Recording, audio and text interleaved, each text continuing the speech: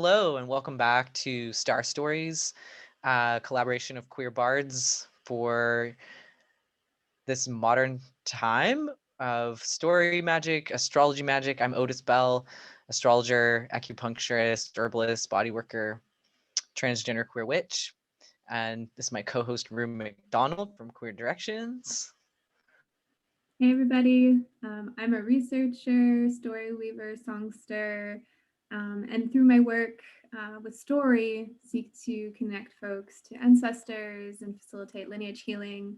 I'm really excited to be here with my colleague, Otis Bell, and today we're going to be talking about the Cailleach once again, another face of the Cailleach, and Aquarius. And I'm going to start with a story and then I'm going to pass it over to Otis to talk about how that story weaves in with the current astrology. So I welcome you to settle into wherever you are, and you could even lie down and get somewhere comfortable. And I'm going to dive into a short story here about the Cailleach. This face of the Cailleach is one of stone. Cailleach is, like I said in the last video, an embodiment of geological time. She is the mother of mountains. And there's many stories of her moving around boulders and stones and bearing witness in her incredible age to the shifting of stone formations of the land. In this story, the Cailleach is the well stone tender. And this well, this deep well full of beautiful water, is the one that she tends. And when she's a giantess, right? And she is the one who can move the large well stone off the well, which allows this beautiful water to start spilling down. It is the headwaters of many, many countless tributaries and rivers and streams that reach over the land like capillaries and veins and arteries, bringing life. And so she, every morning, will take off the well stone and go about her daily duties. She walks great distances. As she moves, she walks across the land, and her footsteps become lakes. And she carries boulders in her apron, and when they fall, they become mountains. And the pebbles that fall from her aprons once in a while will fall and pierce through to the other world and create sacred wells. And she moves across the land harvesting different foods.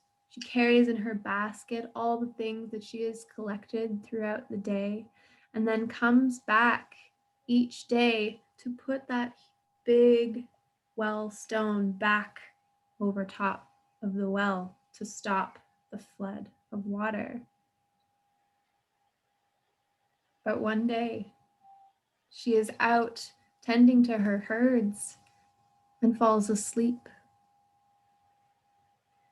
And when she falls asleep, the water from the well stone continues to flow out. And that water, those headwaters swell and they flood the land.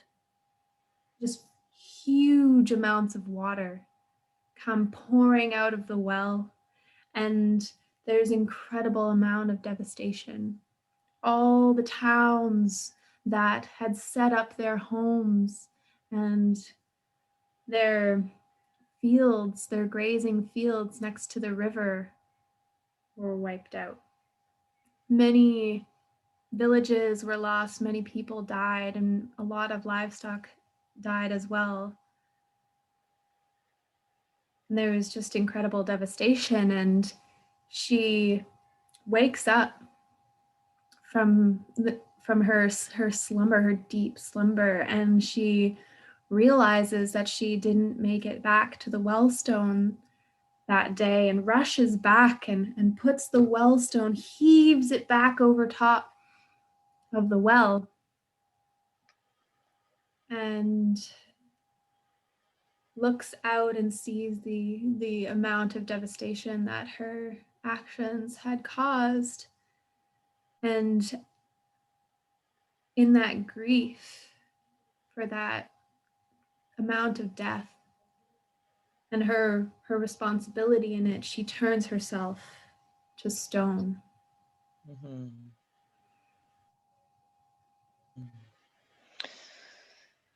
Whew. Yeah. The Cailleach we've been traveling with as the part of Aquarius through the seasons on the fixed modes crossroads, where the air sign of Aquarius is the old crone at the well, the water bearer. And you can see in this story of the well tender, Aquarius as the water bearer, the well tender. And they're this old one who has such a collective sense of service that the well is their responsibility to keep and hold whether the well opens or closes. And there's this time, this point in Aquarius in February that modern day is called Groundhog's Day, but traditionally is IMBOLC. And it's this holiday of the sacred well and the sacred fire, but it's like the time in the year when, like a birth, the water breaks and the flood. And so you see this in this story where she is initiating the flood. And actually part of Aquarius is timekeeping, because its traditional rulership is Saturn, and that sense of keeping season and time, That's right. There's moving the even stone. ages. There's the age of the ewe, the age of the eagle, and then the age of the kayak. There's an age named after her because of her age, just being so old. Mm. I love how she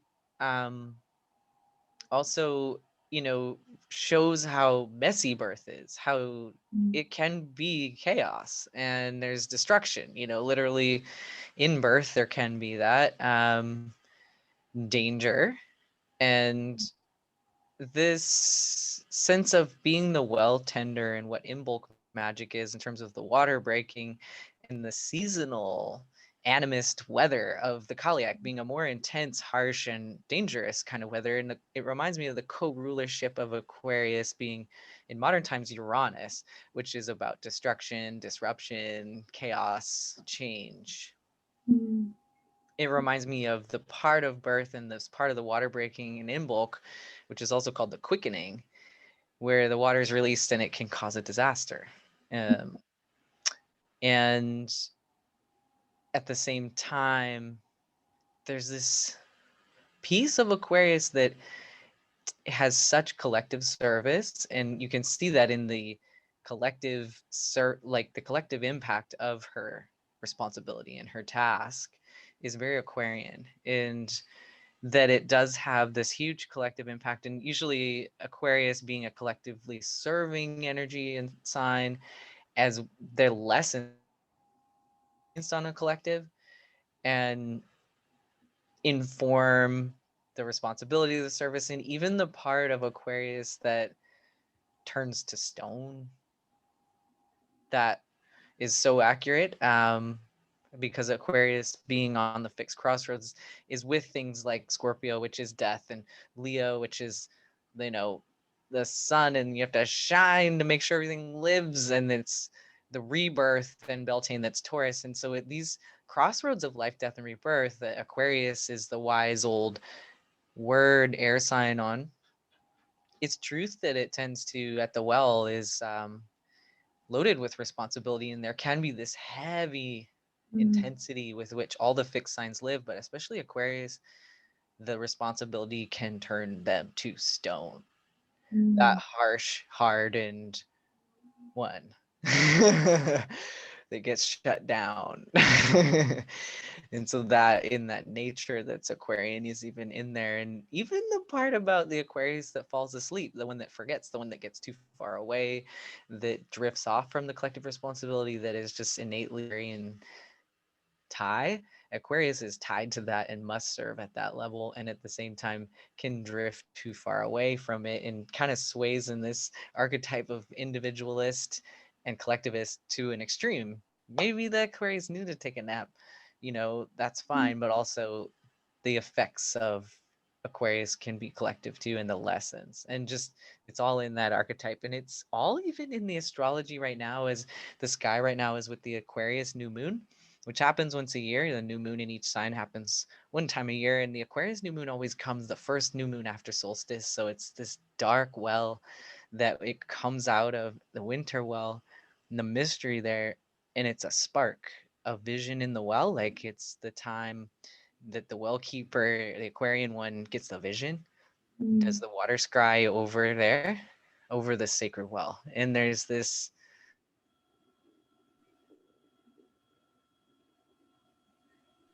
it being dangerous and to look into the crossroads that contain Scorpio, which is death, and to really harbor a vision for the bigger truth that's that serious, that faces danger, that faces even the destruction that's possible, that we can see this time of year with these harsh winter storms, or the waters breaking and floods that have to do with the quickening of IMBOLC and spring returning and life returning, this chaos destruction part mm, of birth.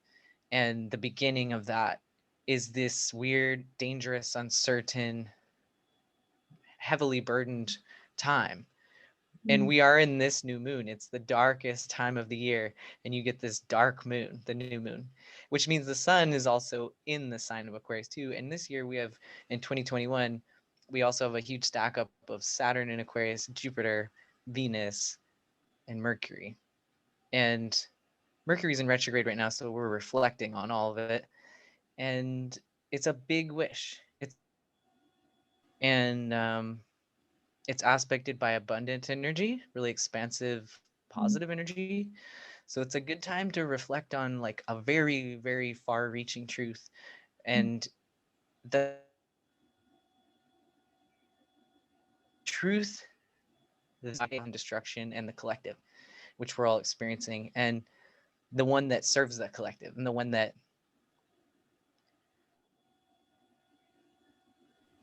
is informed by the unknown, and therefore accesses the star, which is this intuitive visionary self, and the spark in the dark, that's the new moon in Aquarius, that literally grows into the sun, which is Leo, the opposite axis. And when the Aquarius moon will be full, which will be in Leo sun time in August. So there's this sense of like this vision and see the sun is what the spark in the dark is, which is the star, and it's the guiding intuition in the dark. It informs your vision. So this is the magic of the well keeper in times of danger and chaos and flood, and it's thinking about this really big wish in the well. And yeah, the water bearer Aquarius and visionary. Mm-hmm. mm. Yeah. Mm-hmm. Makes me also think about the Cailleach and the kind of initiations that she facilitates that, like you said, are often the really fast ones, often the really destructive ones where you're not quite prepared. Mm. And it makes me think of, well, what's down in that well? You find the spark, but then also in a lot of these stories, it's the salmon of knowledge, the two Mm. salmon of knowledge that swim around each other. And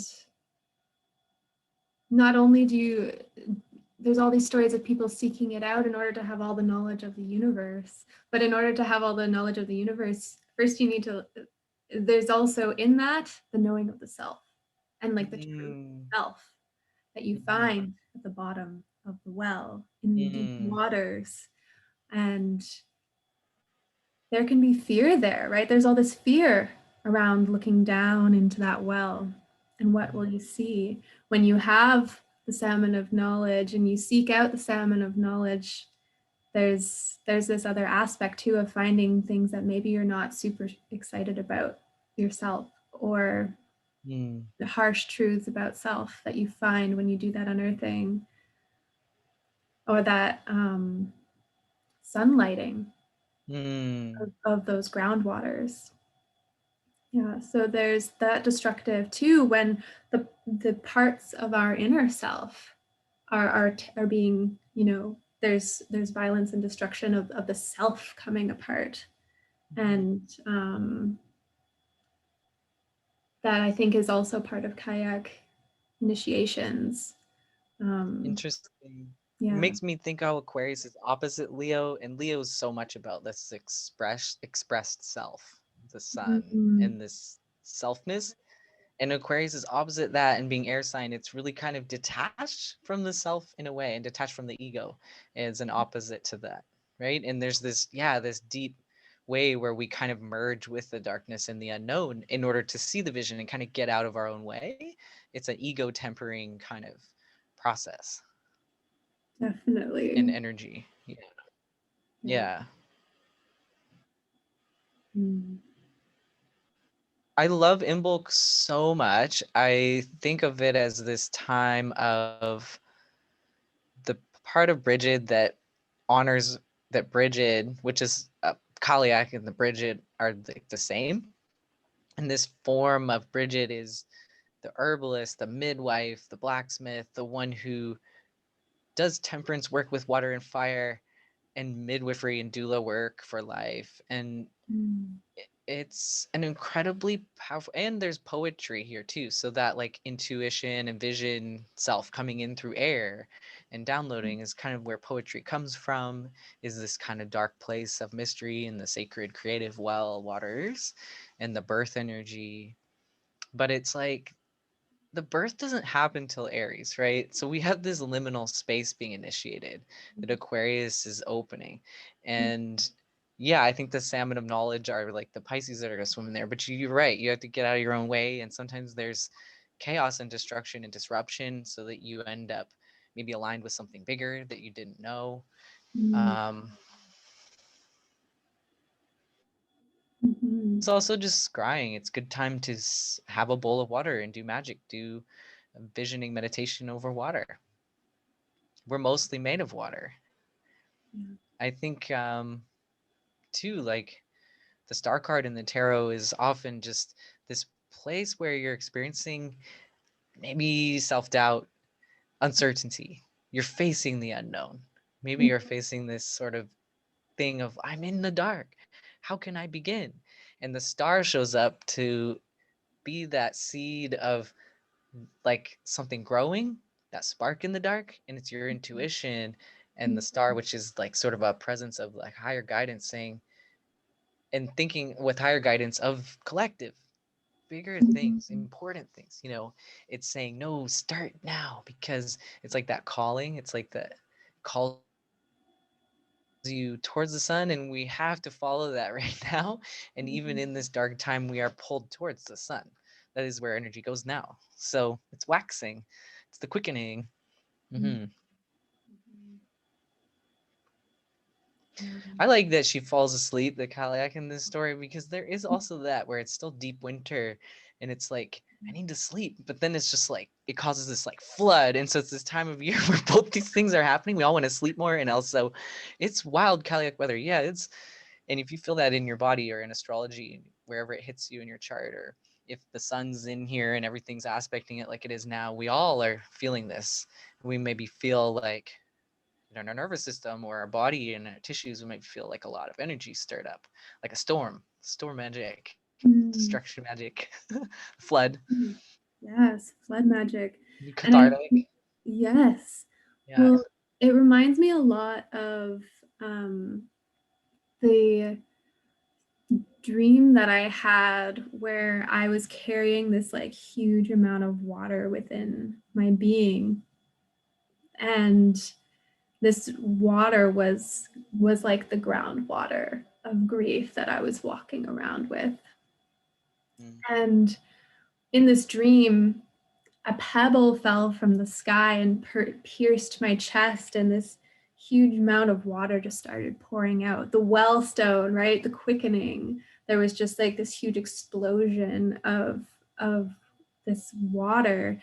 And as I was like thrust to the ground, it was one of those dreams that just like spanned over quite a large amount of time. And I watched as the water like poured out and became a river and nourished the dry ground around it. And it's the quality of well tending that can be really nourishing. Mm-hmm. It's there's like the tending is intentional there, around those sacred waters, the grief, the way it comes. And Mm-hmm. grief can flood as well, right? Like I talked about in the last video, one of the initiations was like my lungs being flooded through having pneumonia, Mm. and where there was too much water. And Mm.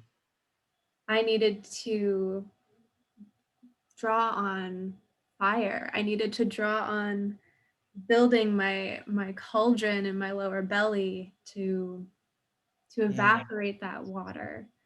And Mhm. so there's like different qualities. Like so in that dream there was this beautiful like healing that happened through the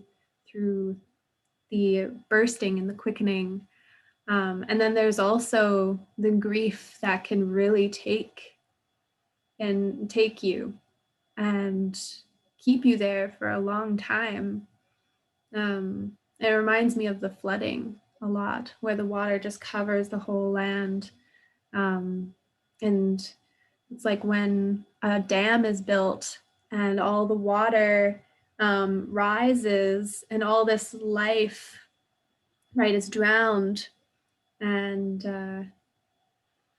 there's a lot to say about the environmental impacts of dams and mercury poisoning that occurs because of the creation of dams and damming up of the rivers. That is a product of these beings being drowned and the mercury in their like physical selves being released into the water. The mercury was like safe when it was like in the being, and then when it goes into the water it then bioaccumulates into the salmon, and then further and further into impacting orcas, right?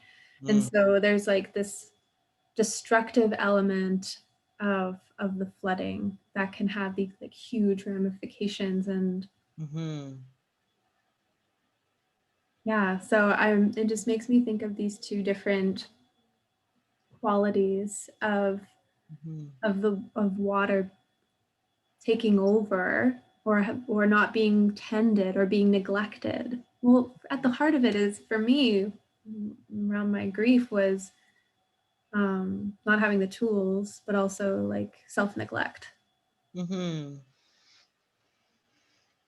It's interesting how there's a medicine in the Aquarius about liberation Mm.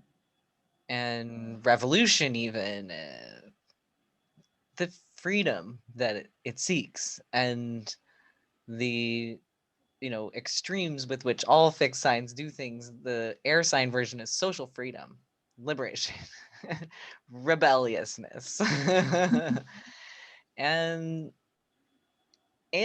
collective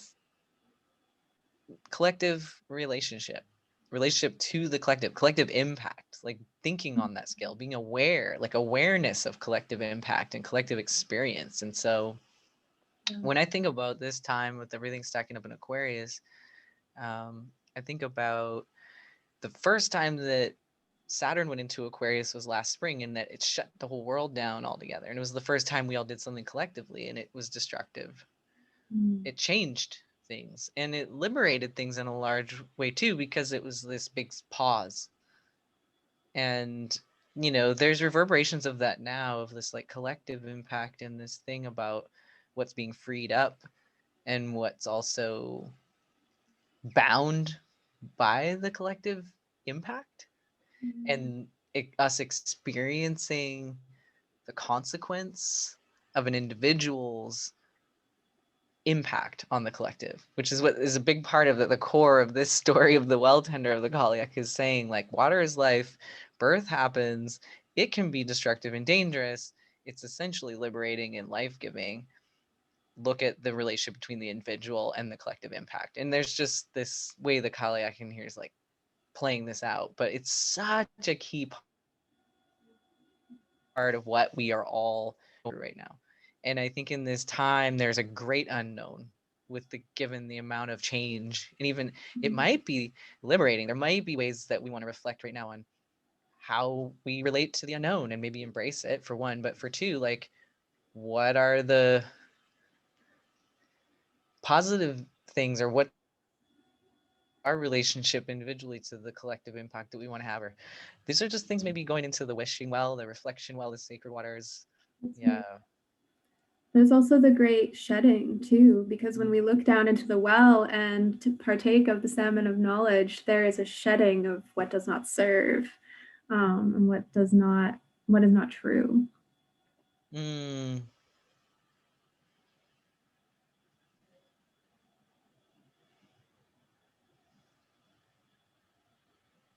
Also, there's just the gravity that Aquarius holds the truth that is that innocent people die as a result of an individual's impact on the collective, and how inseparable the individual and the collective are, and how Aquarius, of all things holding the truth, the grave truth, the truth that's so grave that she turned to stone. Yeah. It's so serious, like this of the destruction that happened because of her negligence. And so when we think about our negligence and our impact, and we think about consequence, it is really grave. And we really do have to face that right now. Like everything's stacked in Aquarius right now, like Bernie Sanders at the inauguration with the mittens saying hello. Yeah. It's really still dangerous. It's really bad. Tons of people are dying on the fixed crossroads. Scorpio's on there going, no, it's really life and death. This sense of collective responsibility all the fixed signs live with comes from this place in death. We show up because it's really that grave, serious. And we're facing death with COVID, but also climate change. And there is a real gravity to the vision we have to hold right now, and the level of unknown, and the level of change, and the consequence, the impact, the death is so real. And yeah, we're looking pretty big scale right now. It's a big reckoning. It's a big facing of the truth with a capital T.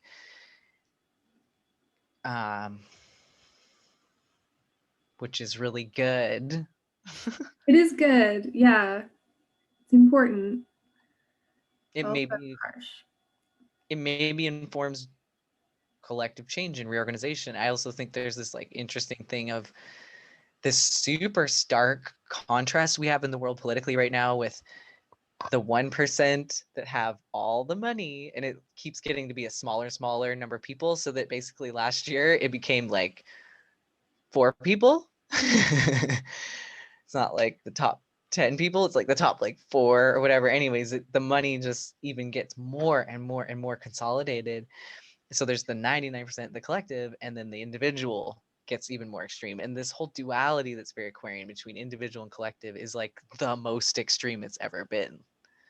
Absolutely. And I think this dynamic has been obviously like totally amplified because of COVID, because like who is benefiting? It's like all these really giant corporations are benefiting. Yeah, they run the internet, the collective buying network, and they run the network itself. So yeah, they run the piggy bank and the distribution system. They have the whole thing.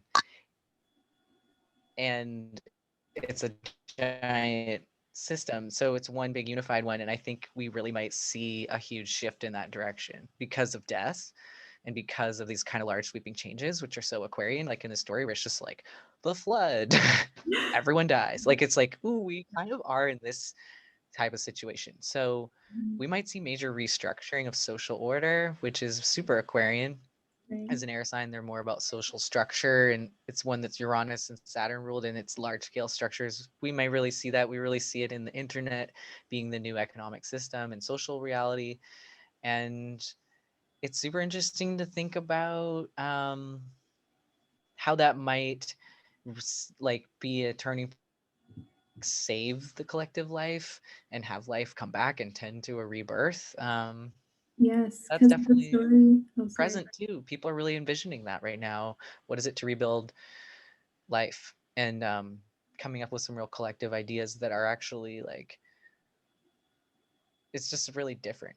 So Yeah, super. it changes the landscape, and Yeah. that's exactly what happens in the story. Is that this huge overflow of water is said to have created Loch Ova, or Loch Ova, and another story says that like a similar dynamic, she created Loch Ness. So these lochs are created.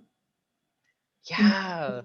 Like the landscape has shifted and there are new structures. There's new, and Right. because we're thinking at this from an animist perspective, there are new beings, right? Every loch has like a protector spirit, or and is exerting agency as an assemblage, right? That is a being that is in Mhm. process and becoming, is a being by assemblage. I mean, Mm.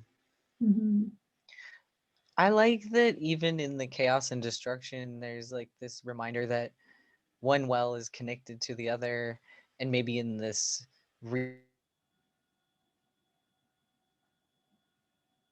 reorganization of the landscape, there's this sort of reorganization that happens, that new wells are created because there's a new thing in Aquarius. It's all about like the new way to do it, and the new thing, the new moon after, it's like the first new moon after the solstice. So it's like kind of a new starting point, even though the zodiac doesn't really start officially till the first sign, which is Aries, which is after the equinox, which is spring. There's sort of that new energy. But this is a bit, Aquarius has a new, it has like the new idea, the innovation, the insight that brings about the new way.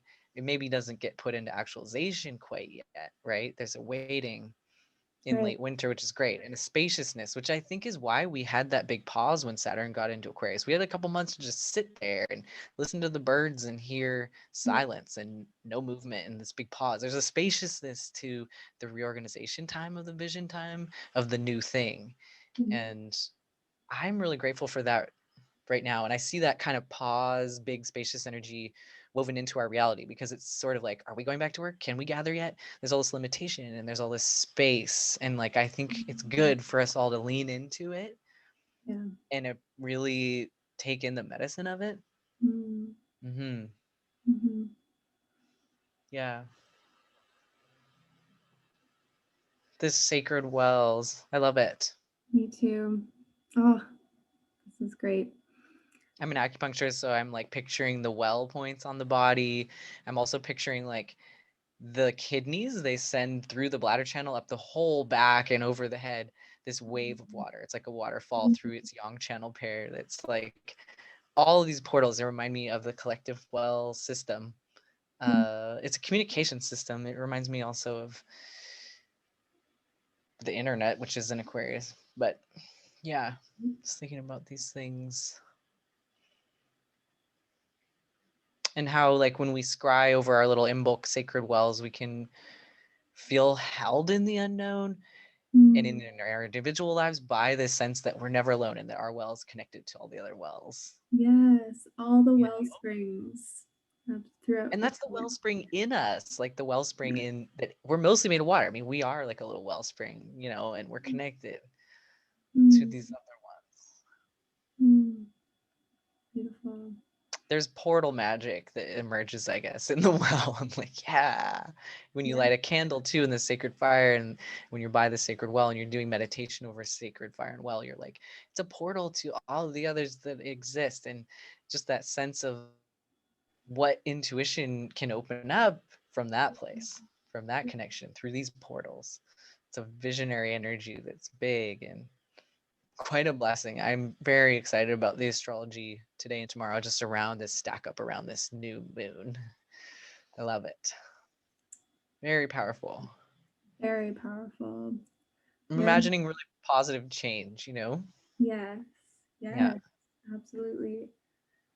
Are there any invitations for folks who are listening that we want to offer for this time?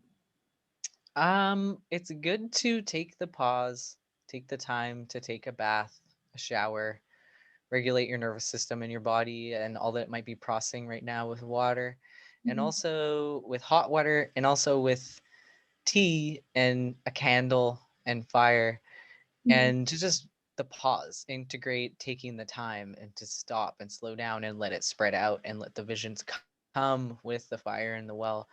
And if you are going to gravitate towards the herbal plant allies, I think about skullcap, because we might have a lot going on in our heads and a lot of visions coming or downloads. And skullcap opens up the third eye, relaxes the whole cranium, and just opens to star and relaxes the nerves that go into these visioning orifices, and process and build resiliency in the nervous system for these kinds of experiences where we're downloading information like this, where we're being scrambled up, where there's a storm in us. A lot of the nerve vines, pick your favorite nerve vines. Passion flower is really good. It's great for opening up the heart, which is opposite Aquarius, Leo, and even other heart opening circulating ones like rosemary, cinnamon, super nice. Hawthorn, things that'll open up into the heart as kind of a polarity medicine for that Aquarius Cailleach who turned to stone at the level of responsibility we're facing. Like if you feel yourself turning to stone or falling asleep, maybe stimulants, circulatories, things that are like warming and heartening and heart opening, and um, stoke the waters and fires. Yeah, like feed the kidneys, broth and bone broth and kelp, and treat your nervous system really well with your favorite nerve vines like milky oats and skullcap, and just build up your reserves and help you ride the waves of all the change and storms, and information scrambling that might be happening in your body. Breathe into change and just think about the discomfort of danger and of all of it, and the bigness of it, and just give yourself that time to pray and get into the visionary place at this well. Mm, On this yeah, new moon. yeah. Absolutely. I think that's beautiful. And the only thing that I would add is plant some seeds. I'm going to be Ah, planting some seeds of some medicine plants tonight as part of my ritual, and invite other people to do the same. I like planting onions at this time of Oh, year, which are really cool because when they grow, their flowers are really astral. Like they look mm, like onion flowers look like exploded stars. yeah. So, and the little onion seeds are these tiny little things, and then they grow up. I don't know. That's what I think of like very early spring is these little onions. They're kind Mm. of Aquarian, like stinky hag magic. Really good for you. Will keep all winter. Yeah. Store crops. You Mm. plant it in the dark when nothing else is growing. The onions. Mm. Yeah, for outdoor growing, yes, onions are really Yeah. awesome. And if you're planting indoors, I'm going to be planting some cannabis seeds, and so that will get them ready for when the soil is like finally warm. It'll be Mm. perfect time for them to go out, and they'll be a Um, good size by that time. I wouldn't plant onion seeds outside now. It's snowing, but you can plant them inside. Yeah. Just saying. You can start tomatoes too because they take so long with seeds. That's true. It's cool to think about, like, yeah, planting in the dark, but also cool to think about not planting it. Like, Mm. you know, Mhm. like that it can be this time of like the water and the snow and the freeze and everything is just giving you a pause. Like, take it, we can take it and just plant dream seeds, Mm. Yeah. Yeah. Do art, write poetry. Mm. Hmm. Yes. Go a little cuckoo, like get a little freaky, like get it all out there. Like that's the medicine this time. Beautiful. Have Yeah. a bath, Yeah. art, Yeah. gaze into the well, and see what you will find. Yeah. Shed what is no longer serving. Let it Yeah. through. Shake it off. Let the storm like overtake your body. Dance like a freak, Yeah. Let it out. Mm, Mhm. beautiful. Start to wake up. Mm-hmm. Yeah. Mm-hmm. Yeah. Awesome. Mm-hmm. Well, I think that's a good point to end our talk about Cailleach as the wellstone tender of rocks and of geological time, and of the well stone, like the well burster and flutter. Yeah. Yeah, want to honor the Cailleach at this time.